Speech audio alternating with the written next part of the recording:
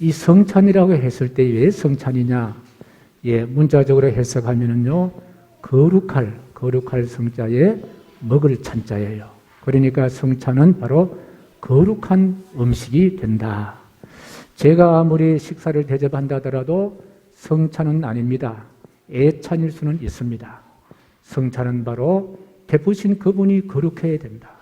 거룩하신 예수님께서 준비하시고, 그리고 거룩하신 예수님께서 나눠주신 것이 바로 성찬이다. 이 성찬을 우리가 보통 이야기했을 때에 고린도전서에 기록된 성찬의 귀한 말씀을 생각하는데, 때는 6월절이었습니다. 예수님께서 잡히신 날 밤에 제자들의 발을 씻기시고 떡을 들어 축사하시고, 그리고 나누어 주십니다. 잔을 들어 축사하신 후에 그리고 나누어 주십니다. 바로 예수님께서 음식을 들고 축사하시고 주님이 실제적으로 나누어 주신 음식, 이게 바로 성찬입니다. 공간복음을 복음서를 읽어가면은요, 예수님께서 축사하시고 나누어 주신 음식이 있습니다. 오늘 본문에 기록되어 있는 그와 같은 말씀인데요. 자, 본문 말씀 19절 말씀을 같이 읽습니다. 시작. 무리들이 양을 앉히고 떡 5개와 물고기 2마리를 가지사 하늘을 우러러 축사하시고 떡을 떼어 제자들에게 주시매 제자들이 무리에게 주시니. 우리가 잘 아는 대로 오병이어의 기적이 나타난 베세다의 광야 빈들의 기적이라고 봅니다. 그런데 여기 빈들의 기적에서 우리 예수님께서 축사했던 그 축사라는 단어와, 그리고 또 고전 11장 기록되어 있는 성찬의 축사와의 단어는요, 똑같은 단어입니다. 유카리스테오라는 단어를 똑같이 씁니다. 바로 그래서 저는 이 빈들에서의 오병이어의 기적, 오병이어로 인하여 참석한 많은 분들이 함께 했던 이 식사는 애찬이 아니라 바로 성찬이다 라고 생각을 하면서 오늘 본문의 말씀의 제목을 빈들에서의 성찬, 그렇게 붙였습니다. 여러분들 잘 압니다마는 우리 예수님께서 공생애를 지나시면서 하루 종일 말씀을 전하시는데 너무 피곤하셔서 이제 베세다 광야, 소위 말하면 사람이 살지 않는 빈들에 가셔서 좀 쉬시기 위해서 그곳으로 이제 제자들 데리고 갔는데, 그런데 그 지역에 사는 사람들이 아니 예수님이 우리 마을에 우리 동네에 오셨다라는 소문이 퍼지면서 많은 분들이 예수님을 만나기 위해서 모인 거예요. 오늘 본문에는 장정이 5,000명 정도 되지만은 어디 장정만 오시겠습니까? 어린아이들도 올 수가 있고 또 이렇게 연세 드신 분도 올 수 있는데 더합 한 2만 명 정도가 모인 거예요. 그러니까 엄청 넓은 들에 2만 명 정도가 모였는데 예수님 말씀 전하자 한 사람도 미동하지 않고 주의 말씀이 아주 경청을 합니다. 시간 가는 줄 모르고. 그러나 때가 지나자 예수님께서는 이제 그들에게 우리 예수님이 얼마나 대접하기를 좋아하신 분이잖아요.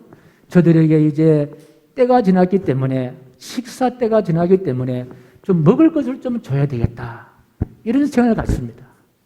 그런데 그 당시에 빈들에 어디 먹을 것이 많았겠습니까? 그런데 예수님 손에 물고기 2마리와 보리떡 5개가 예수님께 이제 손에 들려지게 된 거예요. 그 중에 누군가가 식사를 가져와서 예수님께 드린 거예요. 그런데 이 드린 것을 가지고 예수님이 어떻게 했느냐? 예수님께서 축사하시고 떼어 나눠 주시니까 그것에 모인 사람들 2만 명이 다 잡수시고 12광주리가 남았다는 거예요. 근데 혹자는 이렇게 생각합니다. 아이고, 목사님 무슨 말씀 하십니까? 거기 아마 가져온 떡은 아마 집채만한 떡이겠지요. 거기에 가져온 물고기는 아마 고래 같은 큰 물고기 2마리겠지요. 뭐 그래야만 그렇게 되는 거지. 어떻게 그 2만 명을 먹고도 음식이 남았다고 하니까 준비된 양이 얼마나 많겠느냐, 그렇게 이야기할 거예요. 뭐 여러분들은 그렇게 생각하지 않을 줄로 믿습니다. 자, 그런데 예수님 손에 들린 그와 같은 보리떡 5개, 물고기 2마리 양은 어떤 양이겠는가? 요한복음 6장 9절 말씀. 시작. 여기 한 아이가 있어 보리떡 5개와 물고기 2마리를 가지고 있나이다.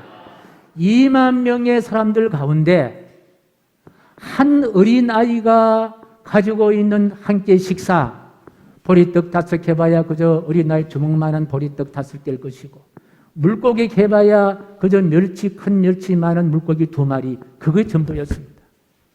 그런데 그 물고기와 보리떡을 가지고 예수님 어떻게 했습니까? 손에 들고 우르르 하늘을 향하여 축사를 한 거예요.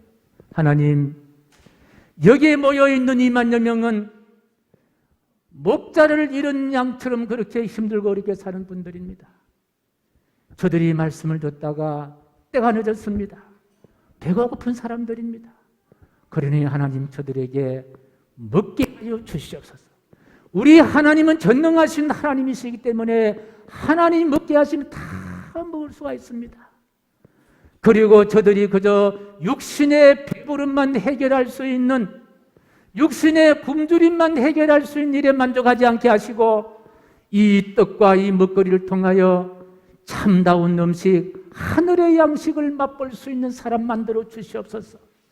그 떡을 양손에 들고 축사하시고 그리고 예수님께서 떼어서 제자들을 통하여 주시면서 나누어 드려라. 여기에 축사란 말은 고전 11장 기록되어 있는 떡을 주시면서 내 몸이다 하시전에 축사하시고, 잔을 들어서 내 언약의 피다라고 하시기 전에 축사하시고, 그때에 선 단어 유카리스테오란 똑같은 단어입니다. 그리고 예수님께서 몸소 떡을 떼어주시고 잔을 쏟아주셨습니다. 그게 바로 성찬의 출발이라면 그 전에 빈들에서도 우리 예수님께서는 축사하시고 떡을 떼어 나눠주신 빈들에서의 성찬을 거행하셨다. 오늘은 어린이 주일입니다. 어린이 주일입니다. 오늘 이 어린이 주일에 드리는 이 성찬의 의미는 빈들에서의 성찬의 가장 중요한 역할을 한 사람이 누굽니까? 어린아이입니다. 이름도 밝히지 않는 어린아이의 한 끼 식사가 빈들의 성찬의 핵심으로 떠오르는 거예요. 오늘 우리가 드리는 이 성찬에 우리 어린아이들이 참여했습니다마는 이 어린아이들이 오늘 성찬의 가장 중요한 핵심의 주인공 되기를 주님 이름으로 간절히 축복합니다. 어릴 때부터 신앙생활하고 어릴 때부터 예수 믿는 것이 얼마나 소중하고 귀한지요. 우리 교단에 작년에 106회 우리 총회에서 아동 세례를 신설했습니다. 아동 세례라는 것은 유아 세례를 놓쳐버린 7세에서 10이 되는 아이들에게 직접 세례를 주는 거예요. 학습 주지 않고 직접 세례를 주는 거예요. 그럼 아동 세례를 받게 되면은 유아 세례 후에는 입교라는 예식이 필요합니다만은 아동 세례는 그렇게 하지 않고 바로 세례 교인으로 명부가 작성될 수 있도록 그렇게 만든 거예요. 왜 이것이 중요하냐? 많은 학자들이 연구를 해보니까요, 어린이 시대 때에 예수를 믿고 예배 드리는 것이 얼마나 소중한지요. 통계를 보니까 성도의 75%가 몇 프로라고요? 75%가. 그리고 교회 직분자들의 85%가. 그리고 목사와 전도사들 가운데 95%가 아동기 때, 어린이 때 교회 나와서 예수 믿고 신앙생활 했던 사람들이라는 거예요. 저도 거기에 포함되어 있습니다. 저도 목사가 된 것은 어릴 때부터 교회 다니기 때문에 그렇다. 그래서 이 아동기 때, 어린이 때 예수 믿고 구원 받으면요, 평생 동안 신앙생활을 이어나갈 수 있는 에너지가 생긴다는 거예요.